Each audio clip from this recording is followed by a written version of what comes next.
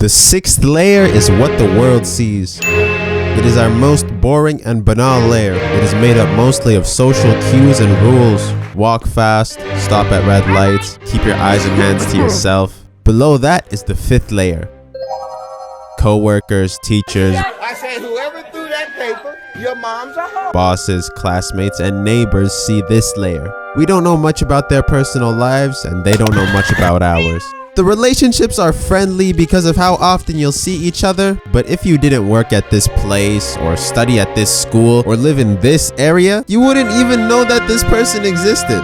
The fourth layer is for friends. You are in the same gossip pool, and a lot of your friends are mutual. Maybe you play video games or sports together, but as the years go by, this layer tends to get flushed out repeatedly. The old friends leave and the new ones come in.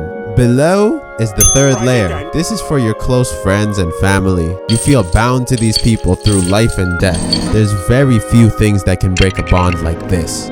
We trust these people with the most intimate details of our lives and spill our most intrusive thoughts to them. We trust them, and the vulnerability is often reciprocated. Some people have family members they don't like or don't trust. These people aren't really family. They're just relatives, but you'll never have a close friend you don't like, and if you don't like your close friend, it's probably because you don't like yourself. To let someone who isn't blood related close to you means you see something within them that you see within yourself. If you can be around a toxic person, it's because you yourself are somewhat toxic. So be careful who you let see this third layer. They have more power over you than your greatest enemy. Because they can get jealous very easily and they know your weaknesses. The only person who understands you more than them is your second layer, your lovers. Love is not rational. It makes us act in very illogical ways. A woman will bring out the feminine parts in a man, his sensitivity, his empathy, his forgiveness. A man will bring out the masculine parts of a woman, her ambition, her aggression, and her pride. You will never feel as close to someone as you do with a lover. You trust them with your body and soul. They are the person you trust with more than just your life. They are the one you trust with your baby's life. People will cut off their family and close friends before they cut off a toxic guy or a girl.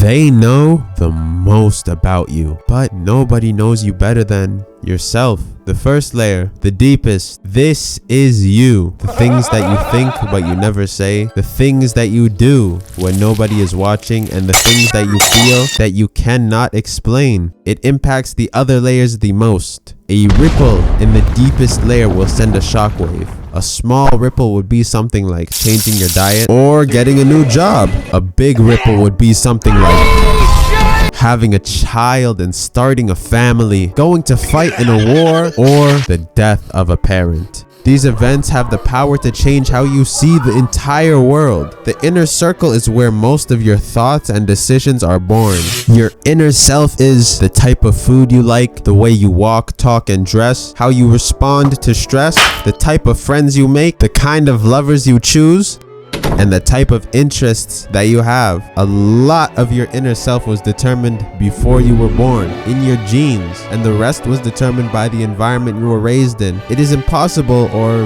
very, very rare for this circle to change permanently. A deep-rooted personal change must occur, or you must suffer an intense trauma. A personal change is like deciding to change religions, going vegan for life, or migrating countries. You must instill a personal change for years before it impacts you. This is why a month in Japan is a vacation, while 20 years in Japan is expatriation. Understanding your deepest layer is the key to understanding life. If you can come to a conclusion about your own personal biases, convictions, and shortcomings, you are one step closer to fulfilling your potential. This takes time, patience, and pain. It hurts to realize that you are not perfect, that you are not always right, and that you are not in control of some of your decisions. But understanding who you are is the first step in changing who you are. You cannot expect to fix a hole in a wall unless you know where the hole is and what material the wall is made from. We all wear a mask in society. It is your filter. If nobody had any filter and streamed their thoughts 24/7, I I see good things about him. Ouch, wait. There would be no boundaries, no cooperation, and no law and order. The mask is developed in childhood when you start learning what is acceptable and what is shunned within your society, culture, and religion. The mask can be very, very dangerous because people begin to think that they are the mask. A sailor is his sailboat, a musician is his guitar, and a farmer is his soil.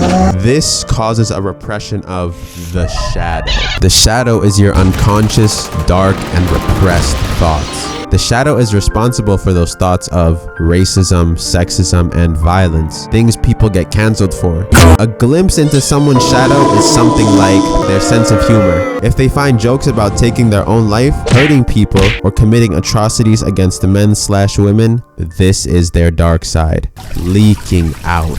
And just because they joke about it doesn't mean they want to do it, but it does show a fascination with the subject. The goal of recognizing the dark side is to make it a part of your mask. This will make you whole. The first part of integration is realizing you have a dark side. The second part is recognizing what comprises the dark side. The third part is acceptance of what the shadow holds. If you put darkness into light, the darkness is eventually dispelled. The type of music you listen to, is it about heartbreak, violence, or pain?